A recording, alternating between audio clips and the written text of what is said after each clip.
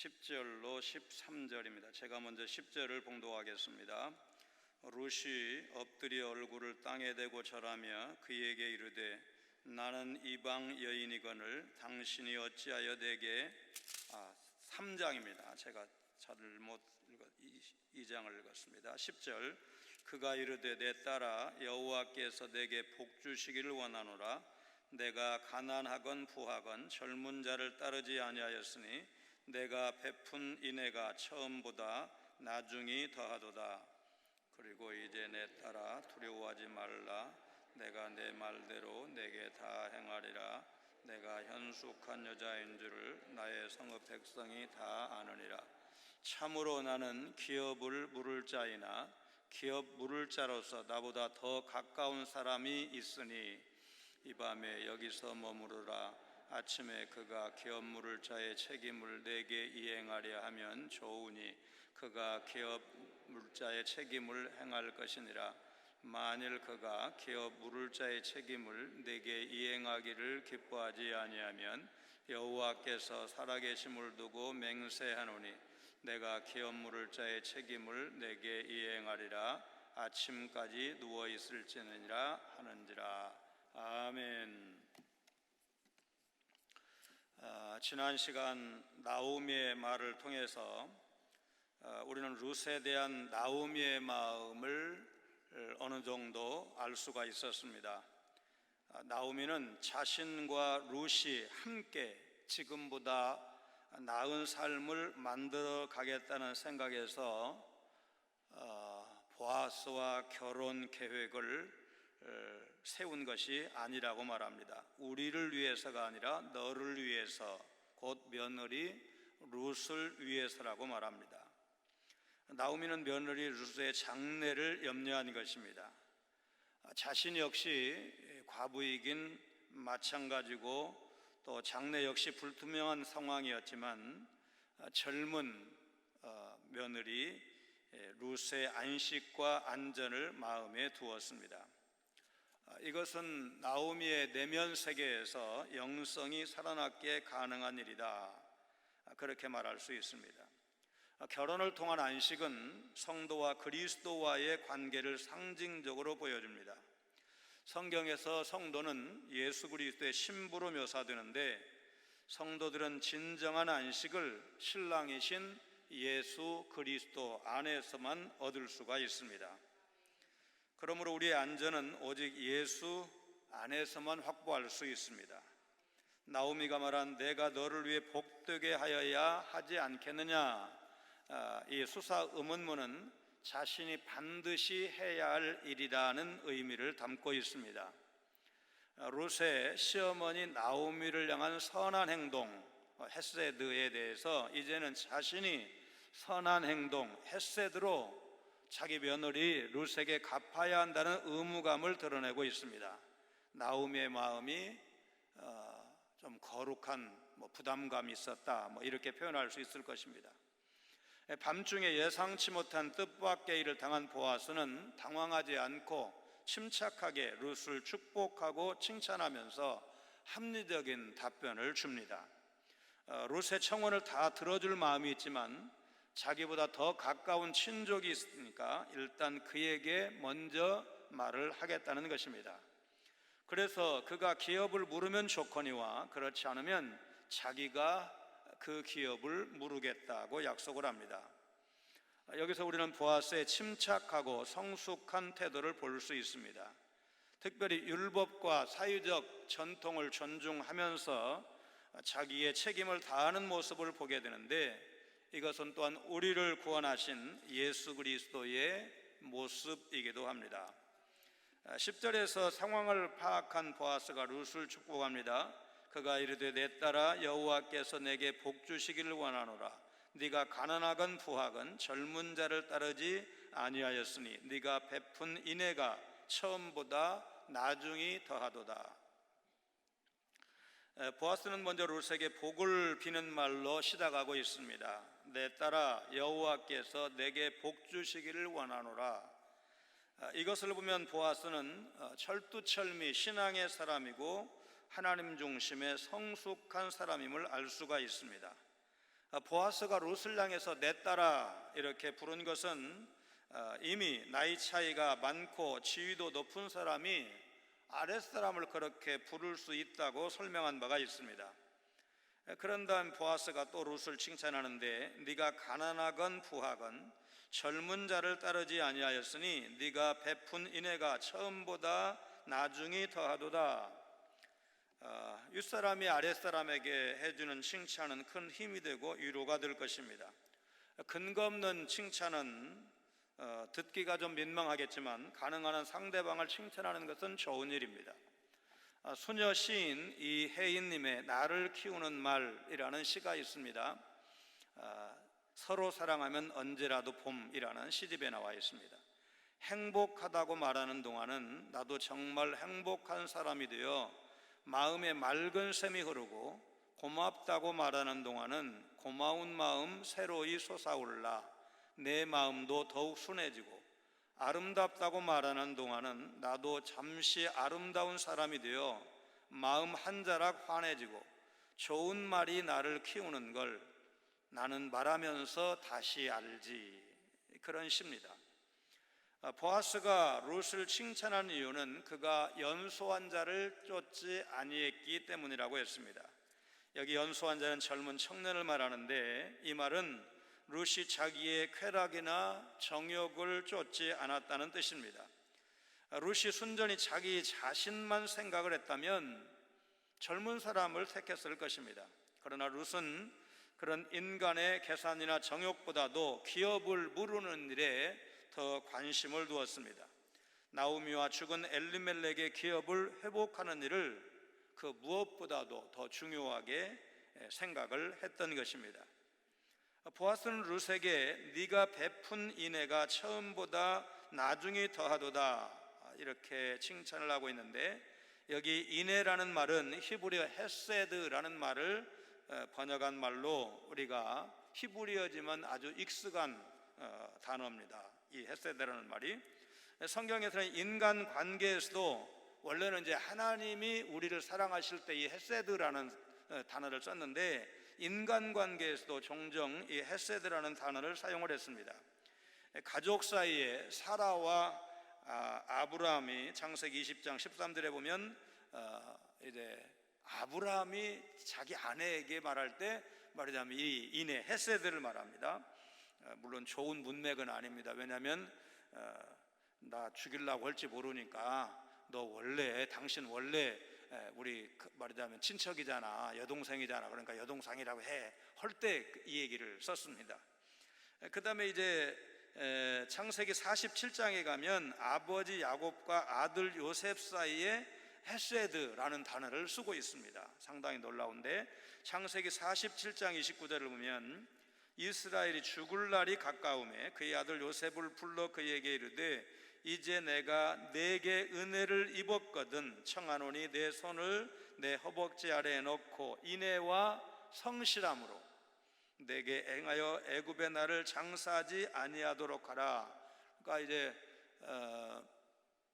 아버지 야곱이 죽은 줄 알았던 요셉을 찾아서 애굽에 내려가고 국무총리로 일하는 아들 덕분에 이제 그래도 편안한 노년을 보내죠. 죽을 날이 되었습니다. 그때 아들을 불러서 나 절대로 애굽에다가 장례 치르면 안 돼. 나중에 어떻게 해서든지 꼭 가나안 땅으로 내 말하자면 유고를 장사하도록 그렇게 부탁할 때 이 인애라는 단어를 썼습니다. 본문 10절에 등장하는 룻과 나오미 사이에서도 인애라는 말을 지금 쓰고 있습니다. 다윗과 아브넬 또 아버지를 향해서 반역했던 압살롬과 그의 신하였던 후세 등 왕과 부하 사이에도 이 인애라는 말을 사용하기도 했습니다. 자, 이런 쓰임들을 종합을 해보면 인애는 도움을 베푸는 사람의 자발성을 전제로 함을 알 수가 있습니다. 누군가에게 은혜를 베푸는 특별한 이유는 없습니다. 굳이 이유를 대라면 상대방에 대한 헌신쯤이라고 답변할 수밖에 없습니다.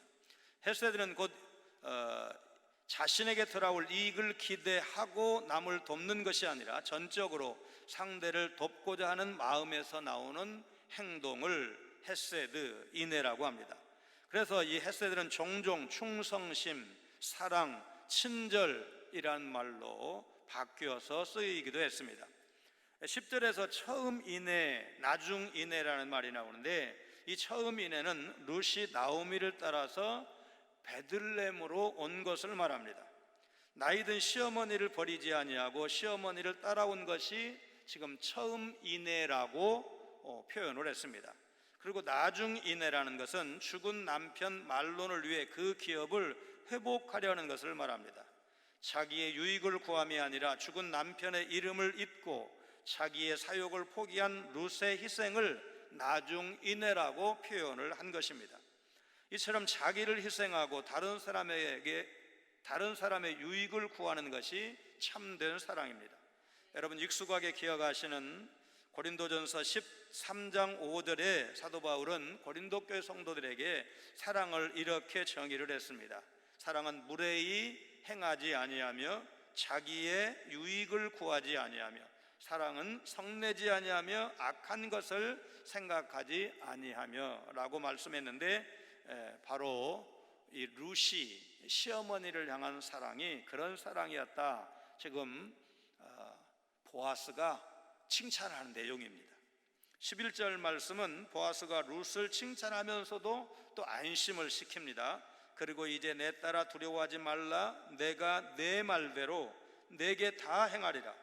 네가 현숙한 여자인 줄을 나의 성읍 백성이 다 아느니라. 보아스는 룻이 발치부를 들고 얘기를 했는데도 과부인 룻을 무시하지 않았습니다. 룻을 여전히 귀하게 여겨주었습니다. 잠을 자고 있는데 이불 속으로 들어온 젊은 여자를 아마 10중 8구 대부분의 남자들은 안고 말았을 것입니다. 그런데 보아스는 책임지는 사랑을 하기 때문에 룻을 당장에 안지 않았습니다. 그날 밤 보아스와 룻이 사랑을 나누고 며칠 뒤에 기업 물을 자가 나서서 내가 기업 물을 책임을 감당하겠다고 나섰다면 일이 어떻게 되었겠습니까? 요즘 보험 광고에서 많이 듣는 난감하네 그런 말이 아마 어울릴 것입니다. 룻을 칭찬하고 나서 보아스는 룻에게 두려워 말라고 말하면서 안심을 시킵니다. 보아스가 룻에게 왜 이런 말을 했을까? 지금 보아스가 룻에 대해서, 룻의 제안에 대해서 일단은 예스는 아닙니다. 아니 놓으라고 딱 잡아서 거절한 것도 아니지만 예스가 아니기 때문에 룻 입장에서는 상당한 두려움과 난처함이 있었을 것입니다. 그래서 그 당황스러운 룻을 안심시키기 위해서 두려워 말라 그렇게 말하고, 네가 내 말대로 내게 다 행하리라. 이것은 원칙적인 동의라고 할 수가 있는데, 가능하면 네 말 들어줄게, 이제 대답은 그러는데 실제 그 다음 얘기는 변수가 생겼습니다. 사실은 이제 우리가 토론 프로그램을 보면 수준 있는 토론 프로그램하고 좀 그렇지 않은 토론 프로그램하고 좀 다른데, 그래도 우리 사회에 성공한 전문가들, 대학 교수들, 이런 사람들 토론을 보면 김 교수님 말씀도 옳지만 하면서 일단 긍정을 하면서 자기 말을 이렇게 하고 하는 걸 볼 수가 있고, 그 다음에 이제 조금 더 거친 거는 선거 토론을 보게 되면 면박을 상당히 많이 줍니다. 다 그분들도 수준 있는 분들인데 이게 표가 앞에 보이니까 좀 무리하는 그런 모습을 우리가 선거방송을 통해서 보고 있습니다. 일단은 서구의 기독교 선진국 사람들이 토론하는 모습을 보면 상대방에 대해서 긍정을 먼저 하고 자기 주장을 하는 그런 것을 거의 그게 표준이라고 할 만큼 하는 것을 볼 수가 있는데, 말하자면 인간관계 관계는 최소한 인정을 하면서 견해가 좀 다른 것, 다른 생각, 다른 주장을 펼쳐 보이는 것을 볼 수가 있습니다. 그런데 이제 보아스가 또다시 룻을 칭찬하는데, 네가 현숙한 여자인 줄을 나의 성읍 백성이 다 아느니라.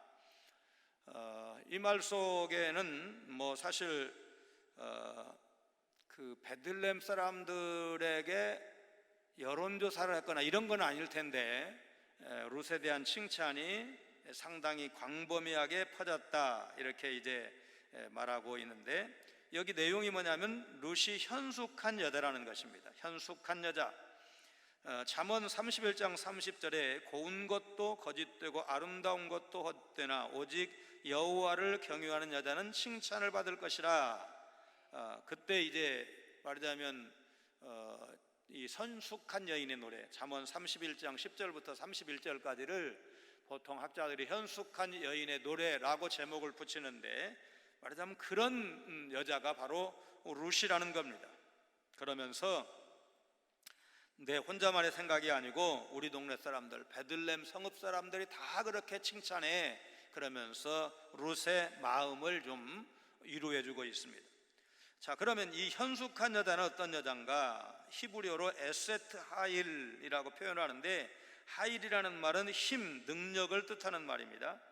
잠언 31장의 현숙한 여자도 아주 부지런하고 강한 여성, 여장부와 가까운 사람으로 묘사되어 있는 것을 알 수가 있습니다. 이 하일이라는 말은 덕행, 그런 의미로 많이 쓰이는데, 용맹, 덕을 뜻하는 라틴어의 비르투스가 원래 남자, 사람을 뜻하는 비르라는 말에서 나온 것과 같은 이치입니다. 성경에서 이상적인 여성으로 칭찬한 현숙한 여자는 남편에게 선을 행하고 자녀들을 잘 돌보고 부지런히 교육하고 이른 새벽부터 집안일을 살피고 정리하고 밤 늦게까지 손으로 일해서 집안 경제를 돌보고 이웃 사람들에게도 선을 베푸는, 뭐 요즘 슈퍼우먼이라는 말 쓰잖아요. 너무 그 엄마, 뭐 아내, 또 직장인 막 일이 너무 많아가지고 뭐 이거 슈퍼우먼도 아니고 이러면서 슈퍼우먼이라는 말을 많이 쓰는데, 그런 여성으로 사실은 나타나 있습니다. 이런 덕행은 인본주의적 도덕이 아니라 여호와를 경유하는 믿음에서 나오는 것으로, 그래서 이 잠언의 현숙한 여자는 오직 여호와를 경유하는 여자는 이런 칭찬을 받을 것이라, 실제로 그런 여자가 있을까 싶을 정도로 완벽한 여성상을 말한 다음에 누가 이런 사람으로 사는 것이 가능하냐? 여호와를 경유하는 사람, 하나님을 잘 섬기는 사람이 가능하다, 그렇게 잠언은 결론을 내리고 있습니다. 자, 여기에서 나의 성읍 백성이 다 아느니라, 이 말 속에는 말하자면 사실 자기의 고백도 간접적으로 들어가 있는 거예요. 말하자면 자기가 그 말을 인정하지 않는다면 나는 잘 모르지만 이렇게 전제를 했겠죠. 그런 말 없이 나의 성읍 백성이 다 아느니라, 그 말은 말하자면 다른 사람들의 여론을 빌려서 지금 뭐 간접적으로 인정하고 있다, 혹은 간접적인 뭐 고백을 하고 있다, 이렇게 보면 옳을 것입니다. 보아스의 화법은 성숙하고 품이 있는 그런 것이었습니다. 요즘은 감정 표현이 너무 직설적이고 노골적이어서 이건 아니지 않느냐, 그런 생각할 때가 있습니다. 작년 아마 시즌 거의 말쯤 이렇게 프로야구 경기를 중계를 봤는데, 그 두산에 뭐 이름 기억하지만 뭐 이름 말할 필요는 없고 박모 선수가 상당히 잘생기고 야구를 잘해요. 근데 그 선수를 좋아하는 여성 팬이 뭐라고 그 손팻말에다가 적어가지고 그 응원을 나왔느냐면, 여기에다가 아무개야 몸만 와, 그렇게 썼어요.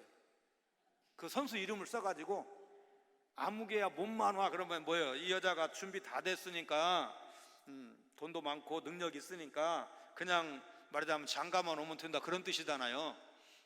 그래서 이제 둘 관계가 어떤지 뭐 이런 건 잘 모르겠지만, 야, 좀 너무 직설적이다. 분명히 이제 그거는 프로포즈라고 할 수도 있고 정말 사랑을 아주 직설적으로 고백한 것이다 라고 할 수도 있고, 또 뭐 이게 텔레비전 이거 뭐야, 이거 카메라 한번 받으려고 할 수도 있었겠지만, 그거 보면서 어쨌든 야, 진짜 많이 나간다, 진도가. 아마 옛날 어머니들 같으면 거의 상상도, 마음속으로는 좋아할 수도 있지만은, 야, 어떻게 저렇게까지 하냐, 아무개야 몸만 와. 그게 뭐 꼭 나쁘다 그렇게 말할 수 없다고 할 수도 있겠지만, 너무 좀 노골적이다, 너무 직설적이다, 그런 생각을 했습니다. 12절에서 보아스가 더 가까운 기업 물을 자가 있다고 말합니다. 참으로 나는 기업을 물을 자이나 기업 물을 자로서 나보다 더 가까운 사람이 있으니. 다시 이제 기업 물으는 이야기가 나오는데, 기업 물음은 룻기의 중심 주제입니다. 보아스가 룻의 요청을 들어주는데 문제가 생겼습니다. 그것은 나오미에게 보아스보다 더 가까운 친족이 있다는 것입니다. 이것은 어쩌면 룻이 예견하지 못했던, 그러니까 시어머니가 이 부분을 말하지 않았을 가능성이 매우 높습니다. 사실은 보아스보다 더 가까운 친척이 있어, 이 얘기를 만약에 나오미가 했으면 룻이 얼른 예스를 못했을 가능성도 있습니다. 왜냐하면 그만큼 거절당할 가능성이 높은 거 아니겠습니까? 실제로 지금 보아스가 신중한 사람이어서 룻에게 상처받지 않도록 지혜롭게 얘기를 할 뿐, 사실은 그 얘기를 보아스는 말하고 있다, 그 말이죠. 그러니까 나오미가 베들레헴에서 결혼해서 살다가 모압 땅을 거쳐서 다시 온 사람인데, 보아스가 저 집에 나보다 더 가까운 친척이 있어, 그걸 아는데 나오미가 몰랐다고 보는 거는 좀 어렵죠. 그렇지 않습니까? 그런데 룻은 몰랐을 가능성이 높습니다. 그러나 이제 이 나오미와 룻이 마음이 이미 보아스에게 가 있었고, 그래서 그 사람보다, 말하자면 촌수는 가깝지만 나중에 결국 말하자면 떨어져 나간 그 사람보다는 능력이 있고 덕이 있는 보아스가 우리 기업을 물러주면 좋겠다, 대속해주면 좋겠다, 이제 그런 생각을 했을 것입니다. 13절 좀 기니까 상반절을 따라 보겠습니다. 이 밤에 여기서 머무르라. 아침에 그가 기업 물을 자의 책임을 내게 이행하려 하면 좋으니 그가 그 기업 물을 자의 책임을 행할 것이니라. 이 밤에 여기서 머무르라. 우리는 보아스의 말하자면 좀 박절하지 않은 그런 태도를 보게 되는데, 젊은 여인이 혼자 밤에 집으로 돌아가는 것은 대단히 위험할 뿐만 아니라 거절당하고 쫓겨간다는 생각도 지울 수가 없었을 것입니다. 그래서 보아스는 룻의 그런 마음을 안정시켜주고 보호하기 위해서 이 밤에 여기서 머무르라고 말을 한 것입니다. 그리고 나서 보아스는 기업 물으는 문제에 대해서도 명확한 답변을 줍니다. 아침에 그가 기업 물을 자의 책임을 내게 이행하려 하면 좋으니, 나오미의 가장 가까운 친척이 기업 물을 권리가 있고 그 사람이 그거를 포기해야 말하자면 보아스와 룻이 결혼하게 되고 나오미와 룻 가게의 기업이 살아나게 되는 것입니다. 그 다음에 나오미가 포기해야 할 것도 있습니다. 보아스는 룻보다 나오미에 가까운 친척입니다. 말하자면 한 치 건너 두 치 건너라는 말이 있듯이, 자녀면은 한 대를 더 내려가니까 촌수가 더 멀어지는 것이죠.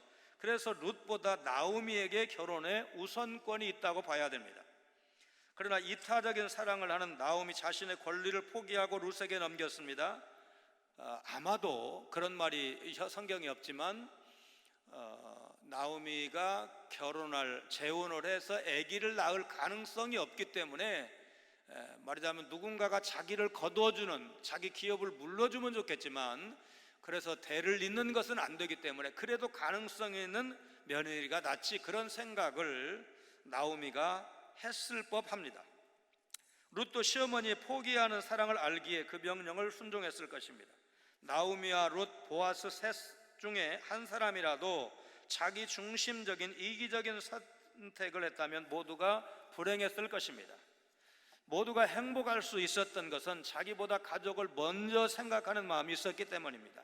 시어머니도 자기의 권리를 내려놓았습니다. 룻도 젊은 여인으로서 말하자면 창창한 장래를 일정 부분 내려놓았습니다. 보아스도 자기가 유력한 사람이고 재산이 있었기 때문에 다른 선택을 할 수가 있었는데 포기했습니다. 이들 모두가 책임지는 사랑을 한 것입니다. 여기서 우리는 보아스의 성숙한 태도를 볼 수가 있습니다. 웬만한 사람 같으면 말하자면 이 룻을 좋아하니까, 마음이 열려있는 상태이니까 다른 그 기업 물을 사람 이야기가 나올 때 물론 자기가 먼저 얘기했지만 어떻게 해서든지 그 사람을 배제시키는, 룻을 다른 남자에게 보내지 않는 그런 생각을 했을 법합니다. 그런데도 그는 하나님의 뜻이 아니라면 기업 무르는 일을 포기할 수도 있다는 것을 말하고 있습니다. 이것은 말하자면 요즘 말로 꽂혔다고 말하는 그런 표현 있잖아요. 정말 저 여자 너무 이쁘고 젊고 아름답고 그래서 저 여자하고 결혼하면 행복할 거고 애들을 몇 명을 낳고 이런 꿈을 꾼 그런 사람이라고 한다면 아마 쉽게 포기할 수 없는 일인데, 그래도 이 사람이 나이가 좀 있고 성숙한 사람이었다, 자기의 욕심을 좀 내려놓았다고 보여주는 것이 하나님의 뜻이 아니면, 기업 물을 순서가 있다는 것은, 이 보아스 입장에서 자기보다 선순위자가 있다는 것은 그가 그 일을 할 가능성을 배제할 수가 없다는 거죠. 왜냐하면 많은 경우에 그 선순위자라는 게 형제가 있으면 형제가, 근데 지금 나오미네 집은 두 형제만 나오는데, 말론과 기론 두 형제가 나오는데 두 사람이 다 죽었잖아요. 그러면 이제 그 다음 촌수가 뭐겠어요? 형제 다음에는 삼촌, 조카, 이런 사람들 아니겠어요? 근데 이제 보아스가 나이가 많은 걸로 보면, 그리고 이제 룻이 젊고 또 딸이라고 하는 걸 보면 촌수도 삼촌뻘, 아저씨뻘, 이런 거를 우리가 상상할 수가 있을 것입니다. 보아스가 왜 이런 태도를 취했을까? 그는 하나님의 법도를 따라야 한다는 분명한 생각이 있었습니다. 이 세상 그 어떤 것도 하나님의 법보다 앞설 수는 없습니다. 이것이 올바른 선택입니다. 자기의 생각이나 욕망이 하나님의 법에 어긋날 때는 자신을 내려놓고 마음을 비우는 것, 이것이 참된 신앙이고 성숙한 인격입니다. 러시아 황제 알렉산더 3세의 삼남 알렉시스가 러시아 해군의 사관 생도로 재학 중일 때 있었던 일입니다. 한 번은 그가 소속된 기함이 덴마크 해안에서 난파를 당했습니다. 기함 사령관은 생도들에게 구명보트를 내리라고 명령했습니다. 그리고 알렉시스에게 맨 처음 보트에 타도록 지시했습니다. 그러나 알렉시스는 그 명령에 복종하지 않았습니다. 제독이 다시 명령합니다. 나는 사령관의 권위로 제군이 보트에 타기를 명령한다. 그러나 젊은 사관생도 왕자는 명령을 받아들이지 않았습니다. 사령관님, 저는 복종할 수 없습니다. 제가 왕자에게 보트를 맨 처음 탄다는 것은 있을 수 없는 일입니다. 저는 사령관님과 함께 마지막까지 남아있을 것입니다. 그러나 사령관은 왕자를 지켜야 한다고 생각했습니다. 그래서 다시 명령합니다. 좋다, 계속해서 제군이 불복종한다면 나는 제군을 명령 불복죄로 체포할 것이다.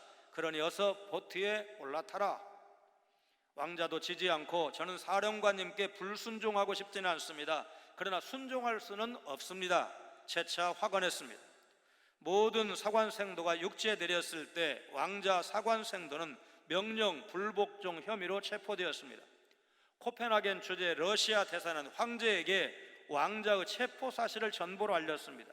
그러자 황제로부터 이런 답변이 왔습니다.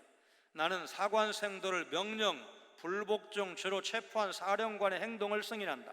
또한 불복종한 내 아들에게 축복하며 키스를 보낸다. 사실 황제가, 러시아 황제가 이제 그렇게 선정을 베푼 황제는 아닙니다. 그러나 러시아가 대제국이잖아요. 지금도 구소련 연방이 해체되어서 15개인가요? 이렇게 많은 나라로 나눠졌어도 러시아 한 나라만 가지고도 세계에서 제일 넓은 영토를 가지고 있는 나라인데, 대제국의 황제답게 말하자면 공과 사를 분명하게 구분할 줄 아는 그런 모습을 보여주고 있습니다. 자, 예수님은 십자가를 앞두고 겟세마네 동산에서 내 아버지여, 만일 할만하시거든 이 잔을 내게서 지나가게 하옵소서. 그러나 나의 원대로 마시옵고 아버지의 원대로 하옵소서.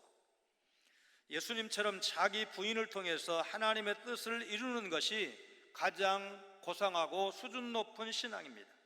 그런데 만일 그 친족이 기업 물을 자의 책임을 이행하기 싫어하면 보아스 자신이 맹세코 자기의 책임을 이행하겠다. 그러니까 보아스가 아주 분별력 있는 사람이라는 사실을 보여주는 장면입니다. 자, 13절 하반절 봅니다. 만일 그가 기업 물을 자의 책임을 네게 이행하기를 기뻐하지 아니하면 여호와께서 살아계심을 두고 맹세하노니 내가 기업 물을 자의 책임을 네게 이행하리라. 아침까지 누워 있을지니라 하는지라.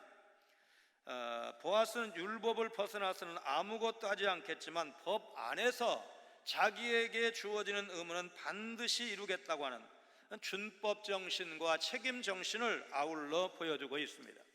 예수님은 이 세상에 계실 때 누가복음 13장 33절, 그러나 오늘과 내일 모레는 내가 갈 길을 가야 하리니 선지자가 예루살렘 밖에서는 죽는 법이 없느니라는 말씀을 비롯해서 여러 곳에서 하여야 하리니 표현을 많이 사용을 하셨습니다.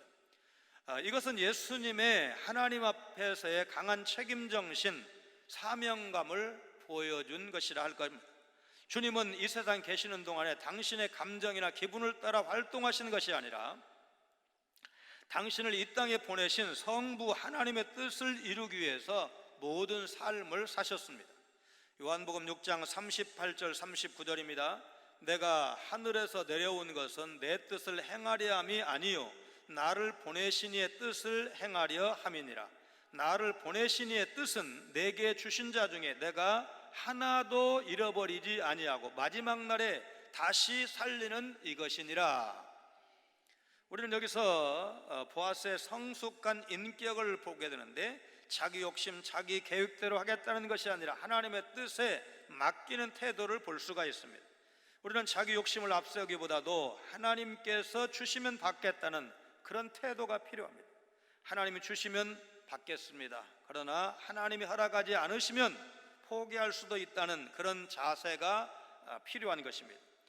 그러나 하나님께서 자기에게 주어진 책임은 기필코 완수하겠다는 책임정신도 또한 보여주고 있습니다.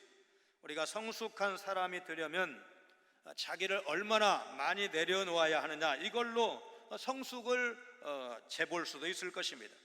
이 세상 것에 너무 집착하지 않는 달관이라는 말을 써도 좋을지 모르겠지만 좀 그런 자세가 필요합니다. 그러나 법 테두리 안에서 주어진 책임은 기필코 감당하겠다는 책임정신도 가져야 됩니다. 그래서 하나님의 뜻을 이루는 것을 우리가 가야 할 길로, 또 그것을 최고의 가치로 여길 수가 있어야 됩니다. 보아스는 고린도전서 13장에 기록된 오래 참고 무례히 행치하는 사랑을 보여주고 있습니다. 위험을 감수하면서 자신을 던져 사랑을 표현한 룻에게 하나님은 아름답고 성숙한 인격을 지닌 보아스를 허락하시고 그로부터 따뜻한 응답과 배려를 받을 수 있도록 이끌어 주셨습니다. 룻을 철저하게 배려하는 보아스의 사랑은 우리를 향하신 하나님의 사랑을 닮았다, 그렇게 말할 수 있습니다. 하나님은 오래 참고 온유하며 인격적인 사랑을 베푸십니다. 우리의 고엘 되시는, 우리의 기업을 물을 수 있도록 하신 하나님은 이 세상에서 가장 유력하신 분이십니다. 그분이 바로 우리를 사랑하기로 작정하셨습니다. 그리고 약속을 주시고 우리를 사랑으로 충만케 하십니다. 그 사랑 때문에, 그 사랑을 믿고 있기 때문에 우리는 어려운 날을 살고 있음에도 불구하고 낙심하고 비관하는 대신에 이것도, 이날도, 이 어려운 때도 지나갈 거야. 왜냐하면 하나님이 계시기 때문에, 내가 하나님의 사랑받는 백성이기 때문에 이 어려운 때도 이길 수 있도록 하나님이 함께 하시고 도와주실 거야. 우리에게는 소망이 있어. 그렇게 말할 수 있는 것. 여러분, 시아버지 죽었습니다. 남편 죽었습니다. 또 남편의 시동생도 죽었습니다. 남는 건 연세 드신 시어머니와 자기밖에 없습니다. 여러분, 무슨 소망이 있습니까? 그런데 이 가정을 통해서 하나님께서 메시아가 오게 하시는, 온 인류를 구원하시는 그 거대한 구속사의 한 페이지를 써가신다는 사실을 생각할 때, 하나님, 오늘 이 어려운 때를 살고 있는 나와 우리 가정을 통해서, 우리 자녀들을 통해서 하나님의 선하신 뜻이 한 페이지 쓰여지실 것을 믿습니다. 우리를 사용하셔서 하나님의 역사 한 페이지를 쓰실 수 있는 능력의 하나님인 것을 믿습니다. 이런 믿음의 고백으로 하나님께서 나를 어떻게 쓰실까, 우리 자녀들을 어떻게 쓰실까, 룻을 들어서 보아스와 만나게 하시고, 그렇게 해서 오벳을 낳고, 오벳이 이새를 낳고, 이새가 다윗왕을 낳고, 정말 그 찬란한 메시아의 계보가 완성되는 것을 보면서 하나님, 나를 통해서, 우리 가정을 통해서, 우리 자녀들을 통해서, 우리 성관교회를 통해서 이 어려운 날을 살고 있음에도 불구하고 하나님의 뜻을 이루는 일에 우리를 사용하여 주옵소서. 그렇게 기도하시고 그 도구로 귀하게 쓰임받는 여러분 모두가 되시기를 주님의 이름으로 축원합니다. 거룩하신 하나님, 롯처럼 자기의 유익보다 가족 공동체의 더 큰 대의를 위해 순종하는 삶을 살아가는 저희들 되게 하여 주옵소서. 보아스처럼 감정에 치우치지 않고 다른 사람의 권리도 존중하면서 율법과 전통을 귀하게 여기며 동시에 성결한 삶에 힘쓰는 성숙한 성도로 살아가도록 인도하여 주옵소서. 율법을 지키면서도 자신이 해야 할 일, 할 수 있는 일을 피하지 않는 보아스의 행동을 보면서 오늘 우리 성도가 해야 할 일, 가정과 교회 공동체를 위한 사명자로서 가야 할 길을 분명히 깨닫는 시간 되게 하여 주옵소서. 예수님 거룩하신 이름으로 간절히 기도하옵나이다. 아멘.